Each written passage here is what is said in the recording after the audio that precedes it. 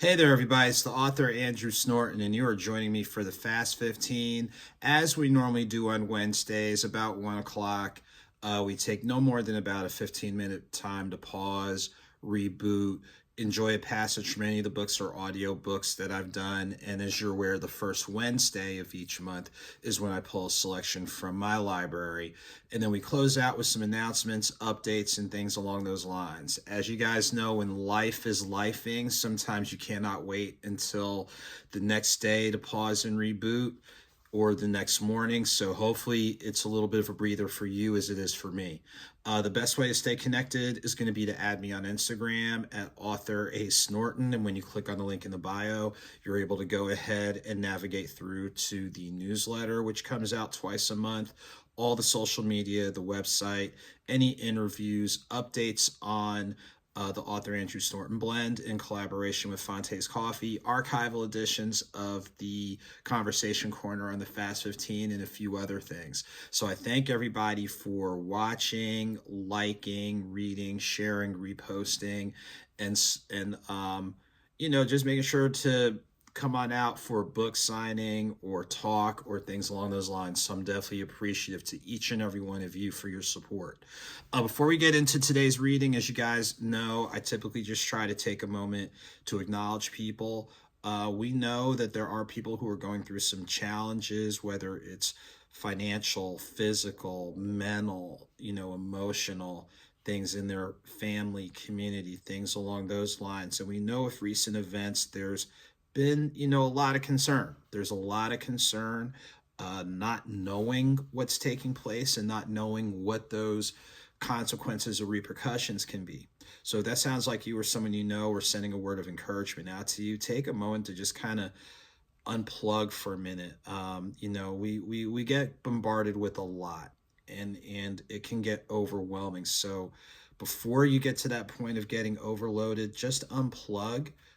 Go for a walk, get something to eat, call somebody to decompress, identify formal and informal ways to just, as best as possible, keep it together, or things happen. We're human. We're going to go through the wide range of emotions, but let's see what we can do to kind of slow down the moving parts, see things for what they are, and then kind of make the adjustments from there. On the flip side, we know there's people who are still thriving and flourishing, people experiencing positive growth. They relearned how to walk. I mean, those types of things. So we know there are still positives going on despite some of the things that are taking place. So we definitely want to celebrate the positive. We want to be aware of the things that are far from it. And again, just kind of pause and ask ourselves, where can we constructively go and constructively grow? So those are the things we want to just be cognizant of. In that spirit, we're going to pull a selection from 9 Stories of Faith, Volume 1. This is the second book that I did, 9 Stories of Faith, Volume 1. And the selection I'm going to pull from is from Chapter 8, Davidson County's Person of Interest. So to give you a little bit of the brief on 9 Stories of Faith, as you know, all of us are dealing with something. Some people are dealing with something each and every day. So the people I interviewed opened up about their biggest daily challenge. And they talked about how, through the respective lens of their faith, best practices in health and wellness, how they their support network, family, friends, and loved ones, and how they've changed their way of thinking, that they still live positive and powerful lives. So today's quote, coming from 9 Stories of Faith, Volume 1, is coming from Chapter 8, Davidson County's Person of Interest. And I'm going to read this quote that he notes in regards to just kind of keeping perspective. I consider the words of President Theodore Roosevelt. He suggests, in a moment of conflict, challenge, or struggle, one of the best things you can do is the right thing. The second best you can do is the wrong thing. But the worst thing you can do is doing nothing. You want to do more than the norm or what is expected, but in the service of justice and morality, you have to take some sort of action, he postulates. Now, these are words that are said, approximately 120 years ago, and it really is timely. Think about the conflict, challenge, and struggle, and I'm not just talking about the larger landscape, but what about your immediate space and place where you're going through something or things are really trying and challenging? And I always, acknowledge that, hey, sometimes things are really hard to the core. But looking at these three things, the right thing, do what is right, or even think of the adage, do unto others as you would want them to do unto you. Sounds timely right about now. The wrong thing, and we can go on and on about some things that we are clearly seeing that are just plain wrong, plain and simple. They're wrong. But doing nothing, and this is where I think of the words of Dr. King, where we cannot sit idly by.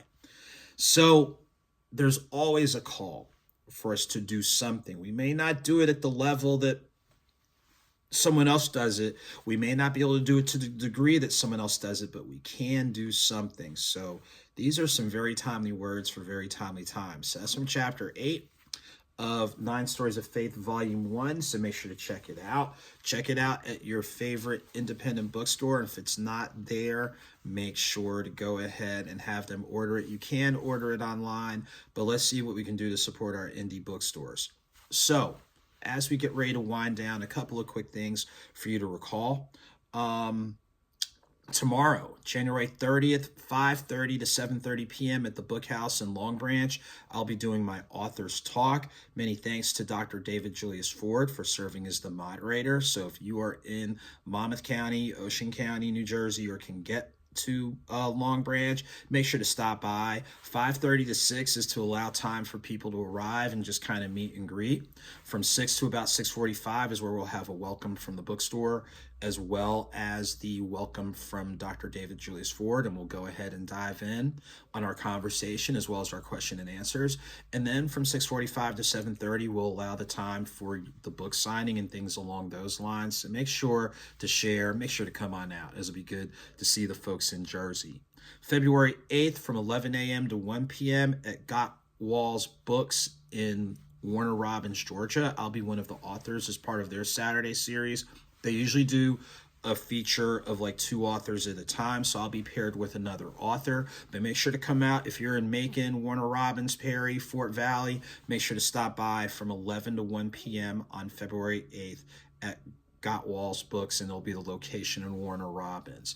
Then February 22nd, Highland Park, Michigan, the greater Detroit area. I'll be one of the featured authors for Detroit Book City's African American Family Expo. So I'll read a selection from a favorite book of mine as well as one of my books, and of course I'll have all the books and the coffee available. Many thanks to Fonte's Coffee for our collaboration. Again, the AuthorASnorton blend. We have the decaf, light, medium, and bourbon infused coffee, so make sure to check that out. You can place your order online, request your favorite venue to carry it, and they can always connect with us on that. Shouts to the Status Network for a great networking event this past Sunday. So good seeing some familiar faces, things along those lines. Shouts to 93.9 Power Hits Radio for a very good event on Saturday. So really excited with things that are taking place and things are on the horizon. Those are some of the main announcements.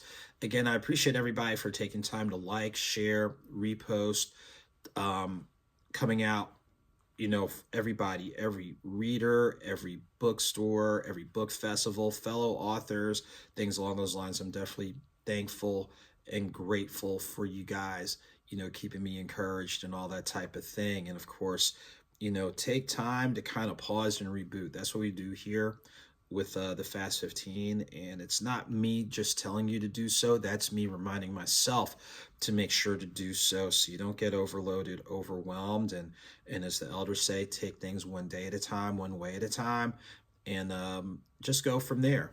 So in that spirit, I hope that everyone has a good day, a good rest of the week. I'm looking forward to connecting with some great people January 30th, February 8th, and February 22nd. Of course, there'll be more things on the horizon, so stay tuned, stay connected. And as I say, and I flip the order around, but the intent is still the same. Whether small or big, a victory is a victory. Whether slow or swift, movement is movement. So keep it victorious, keep it moving. All of you take very good care. Look forward to seeing you guys real soon.